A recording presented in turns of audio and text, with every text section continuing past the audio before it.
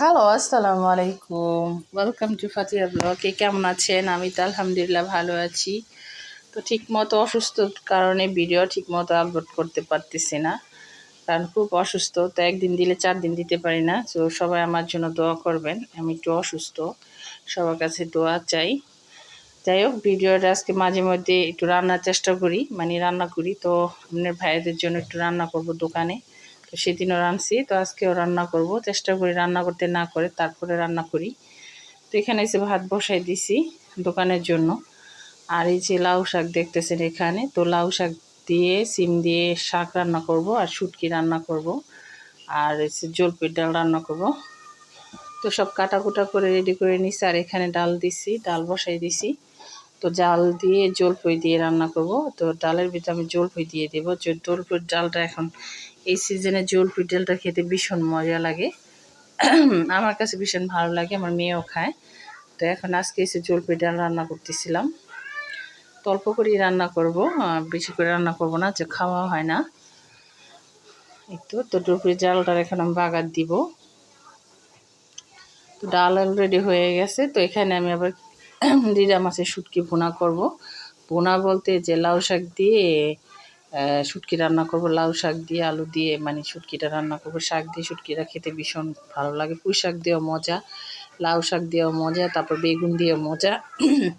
তো আমি আজকে শাক দিয়ে রান্না করবো অনেক দিন পর। তো এখানে হচ্ছে শুটকিটা ভালো করে ধুয়ে কষায় ভালো করে নাড়াচাড়া করে তারপর কিছুটা কাঁচামরিচ দিয়ে দিছি। তো এখানে শাক অ্যাড করব। তো এই তো আমার ডাল হয়ে গেছে, ডালটা বেড়ে রাখছি।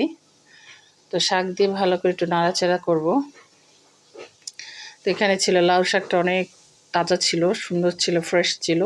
তো রাত্রি এটা কেটে রাখছিলাম। তো শাকটা খেতেও মজা হয়েছে। তো এখানে এসে লাউ শাক দিয়ে একদম শুটকি বেশি করে দিয়ে রান্না করতেছিলাম। তো মেয়ের বাবার হচ্ছে ভীষণ প্রিয় শাক, শুটকি তরকারি। তো আমার শুটকিটা রান্না হয়ে গেলে তারপর আমি আবার লাউ শাকটা বসাবো। এই তো একদম শুটকিটা হয়ে গেছে, শুকনা শুকনা করে এটাকে আমি আবার নামায় ফেলাবো একদম ঝাল ঝাল করে। তো এটা খেতে ভীষণ মজা, আমার ভালো লাগে, মেয়ের বাবার ভালো লাগে। তা আমি এখন শুটকি হয়ে গেছে, এটাকে আমি বাড়িতে বেড়ে ফেলবো। তো এই তো বাটিতে বেড়ে ফেলছি, দেখছেন কালারটা কত সুন্দর আসছে। তো শাকে যদি সবুজ সবুজ কালার থাকে দেখতে সুন্দর লাগে। তো শুটকি আমার রান্না শেষ, এখন আমি একটু লাউ শাকটা চুলায় বসাবো। তো এখানে এসে লাউ শাক আর আলু সিম একসাথে দিয়ে দিছি, আর পেঁয়াজ দিছি। তো এই শাকটা বসাই দিছি। এখন শাকটা এসে বাগার দিব আমি এসে শুকনো মরিচ দিয়ে আর রসুন দিয়ে। আর এই তো শুকনো মরিচ আর রসুন দিয়ে শাকটা আমি বাগার দিব। তো শুকনো মরিচ দিয়ে শাকটা, লাউ শাকটা বাগার দিলে ভীষণ খেতে ভালো লাগে।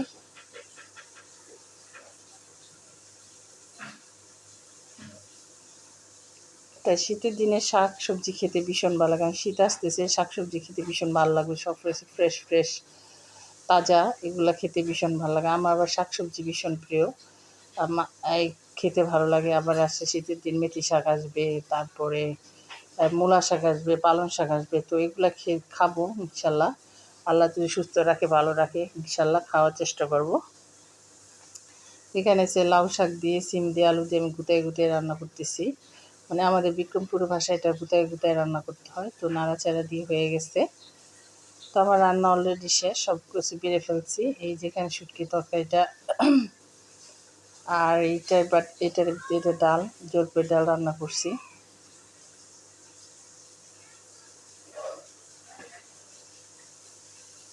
একদম বেশি ঘন হয়ে গেছে, ডালটা ভীষণ প্রিয় আমার, জলপাইয়ের ডাল, আর খেতে ভীষণ মজা ছিল।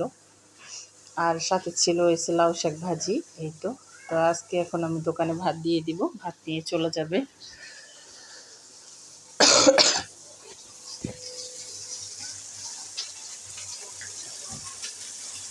তো বোয়া খালা আসছে, আইসা এসে কাপড় আজকে এসে ঘর মুছতেছে।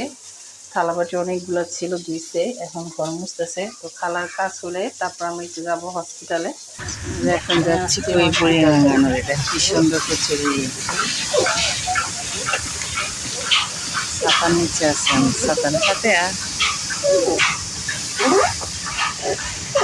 নদীতে আছি।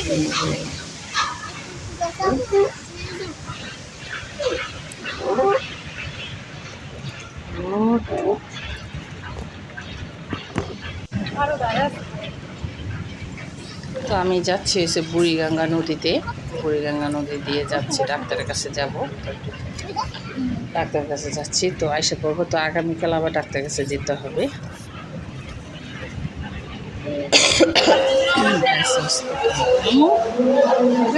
ধরো সাঁতারা ধরো